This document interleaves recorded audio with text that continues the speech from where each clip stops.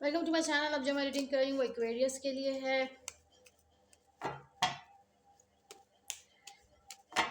अगर एक्वेरियस आपके कोई एक्स है और आप जानना चाहते हैं कि वो करंटली आपके बारे में क्या सोच रहे हैं तो ये रीडिंग आपके लिए है।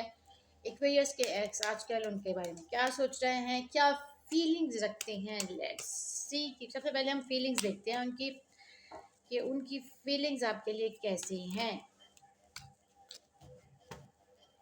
एक्वेरियस के एक्स की current feeling, the world and page of cups.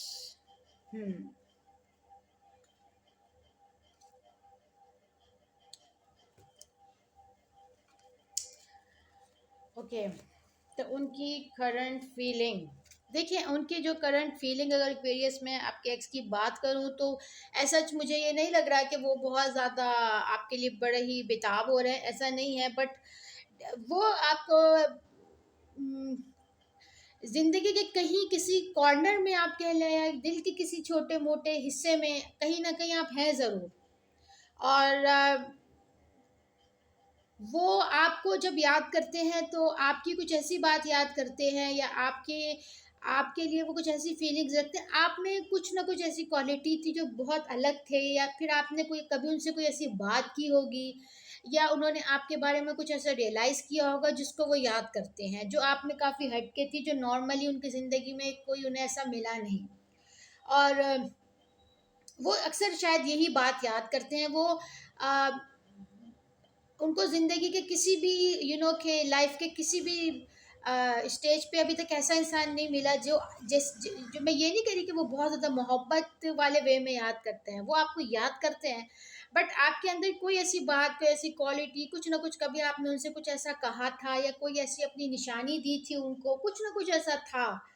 कुछ कोई ना कोई कन्वर्सेशन कभी ऐसी की थी जो नॉर्मली लोग नहीं कहते, या बहुत ज़्यादा ब्लंट थे, आपने बड़ा ही उनको जो दिल में था वो आप कह देते थे। आपने कभी ये नहीं सोचा कि मतलब आपकी शायद डुअल पर्सनालिटी नहीं थी, जो दिल में है वो फ़ौरन कह देने वाले एक टाइप का एक पर्सन होता है ना, शायद आप वैसे हैं। ओके, अब हम देखते हैं करंटली वो आपके बारे में क्या सोचते हैं।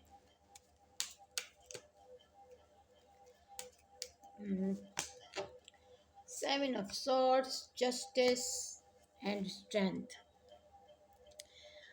देखिए, यहाँ पर दो सिचुएशंस हैं। एक सिचुएशन तो ये है कि या तो उनको ये लगता है कि आ,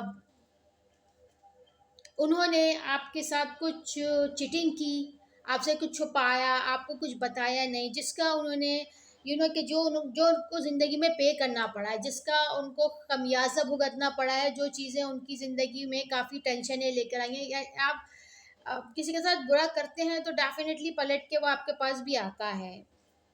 तो या तो उनको ये लगा कि या उनको ये लगा है कि आपने उनको से कुछ छुपाया, कुछ कुछ ऐसा कुछ हुआ जिसके जो कि उनके साथ अच्छा नहीं हुआ, यानी कि कहीं ना कहीं वो धोखे वाली फीलिंग्स ना उनके अंदर है। और डेफिनेटली मुझे यही लग रहा है कि एक सेकेंड में एक और कार्ड निकालती हूँ। बिल्कुल, उनको ये एहसास हो रहा है कि कुछ चीज़ें उनसे गलत हुई हैं, कुछ ऐसी चीज़ें उनसे हुई हैं जो कि आपके पीठ पीछे की है उन्होंने, यानी कि आपको बताया नहीं है बट की हैं, और जिसका उनको रिजल्ट मिला है अच्छा खासा, और जो जिसके लिए कि उनको बड़ी ताकत की ज़रूरत पड़ गई, क्योंकि उन्होंने फिर जो आपके साथ किया है ना, उसके बाद उनके साथ जो हुआ है वो नाकाबिले बर्दाश्त वाली सिचुएशन उनके साथ हुई है। और करंटली अगर मैं बात करूँ तो वो पुरानी बातें तो याद करते हैं, यानी कि वो आप उनसे ही कुछ कहना चाहते थे, या वो आपसे कुछ कहना चाहते थे, कोई बातें कुछ ऐसी थी जो थोड़ी सी बीच में ही रह गई, ना आप कह सके ना वो सुन सके, या कुछ आपने कहते कहते रह गए, कुछ इस तरह के मामलात लगते हैं कि इनकम्प्लीट से मामलात हैं। इसके अलावा उनको ये भी लगता है अब करंटली कि अब आप उनकी ज़िंदगी में दोबारा वापस आना बहुत मुश्किल, यानी कि आप दोनों का एक पेज पर होना, साथ होना नामुमकिन है। नामुमकिन लगता है उनको कि अब ये मुमकिन नहीं है। ठीक है, हम 2-3 कार्ड्स और निकालते हैं। बड़ी ही इंटरेस्टिंग इस वक्त सिचुएशन लग रही है मुझे।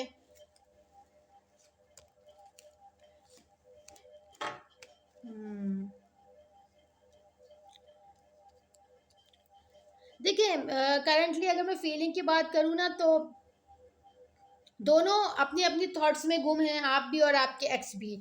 और दोनों ने किस्मत पे चीज़ों को छोड़ दिया है कि किस्मत में होगा तो हम मिल जाएंगे, नहीं होगा तो, यानी कि ऐसा नहीं है कि आप बहुत स्ट्रगल कर रहे हैं, आप बड़ी कोशिश कर रहे हैं, ना वो कर रहे हैं ना आप कर रहे हैं। हो सकता है कि आप ऐसे पर्सन हैं जो आजकल अपना बड़ा ख्याल रखते हैं, जिसकी अपनी एक थॉट है, अपनी एक सोच है। और आप दोनों में किसी ना किसी चीज, एज गैप भी हो सकता है, कोई स्टेटस का गैप भी हो सकता है, बट कुछ ना कुछ ऐसा है।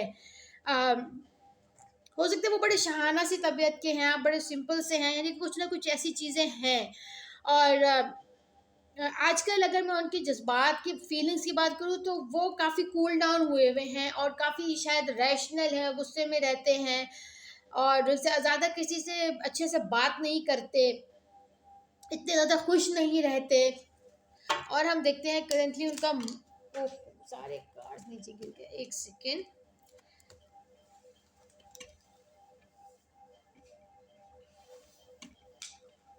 हम्म। अब हम ये देखेंगे कि करंटली उनका मूड कैसा है, क्योंकि मुझे तो उनका मूड काफ़ी डिस्टर्ब और काफ़ी स्ट्रेसफुल लग रहा है। करंटली उनके मूड की तरफ देखते हैं। हम्म।